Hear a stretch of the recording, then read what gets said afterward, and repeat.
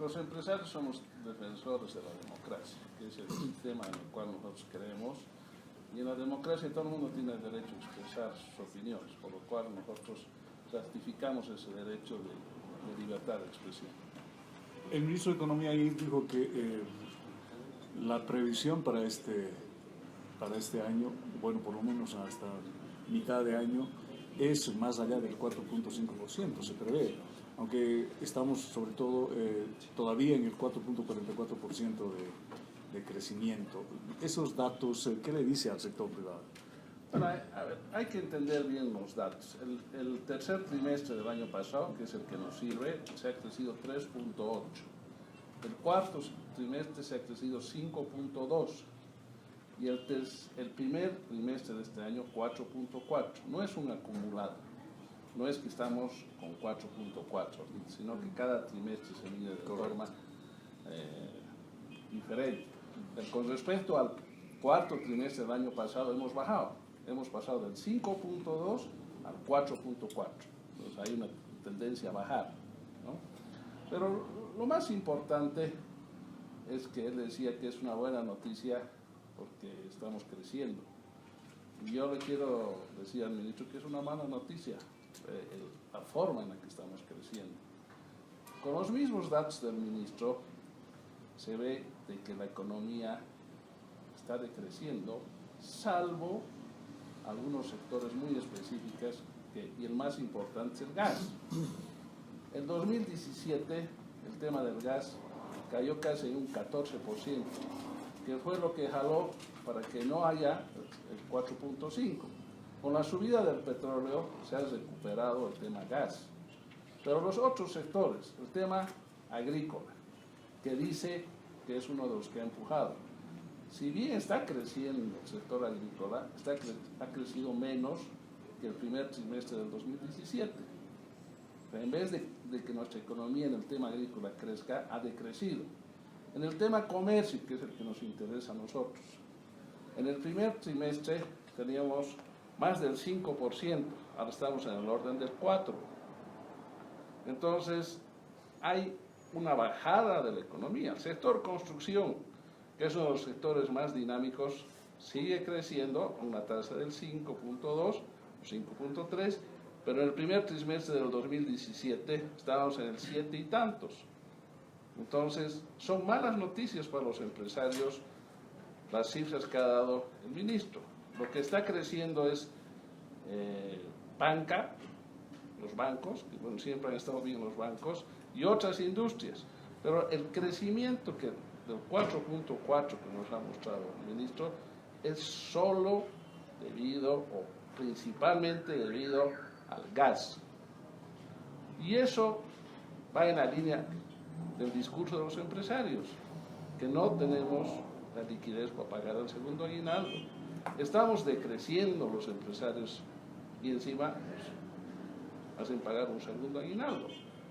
Hubiera sido una buena noticia para los empresarios si el crecimiento agrícola, del comercio, de la construcción hubiera sido mayor a lo que pasó el primer trimestre de 2007.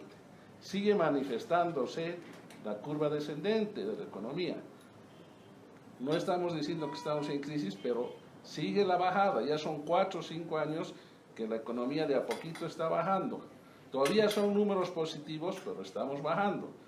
Por eso les digo, la mala noticia es que el motivo del 4.4 es el gas y no es el crecimiento del aparato productivo nacional, salvo pequeñas excepciones. Tampoco es creíble, o por lo menos no es sustentable, el hecho de que la informalidad haya bajado al 4 punto y pico. Bueno, cuando ustedes dicen que la informalidad es el común denominador. Tenemos varias mediciones sobre el tema de la informalidad. El documento que ha sacado el Fondo Monetario Internacional habla también sobre la metodología de cálculo de la informalidad.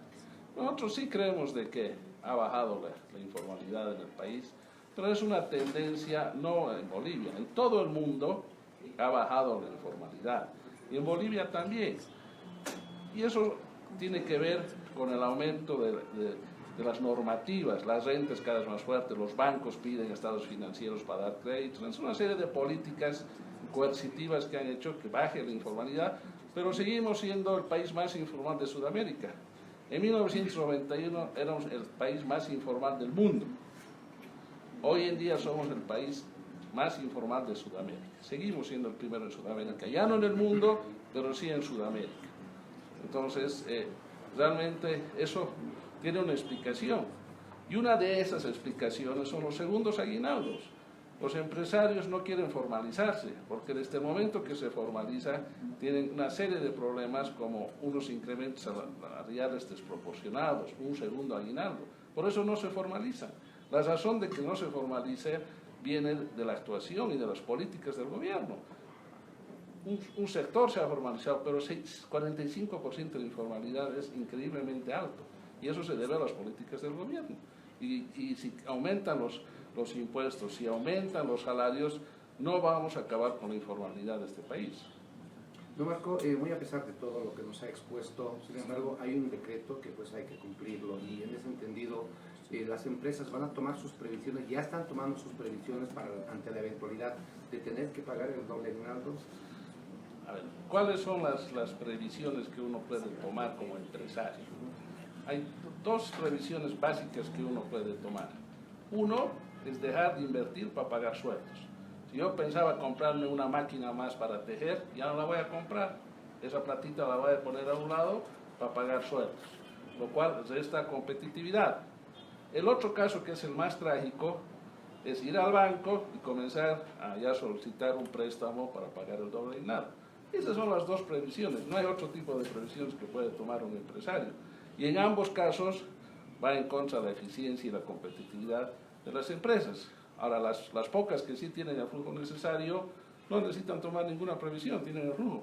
Pero nosotros consideramos que más del 80% de las empresas no tienen la capacidad para pagar el doble aguinaldo. Ahora, los empresarios como tal pueden presentar un recurso para no pagar, algunos sectores decían, el doble aguinaldo, o no se puede hacer. No, legalmente nosotros hemos hecho un análisis y no hay una vía legal.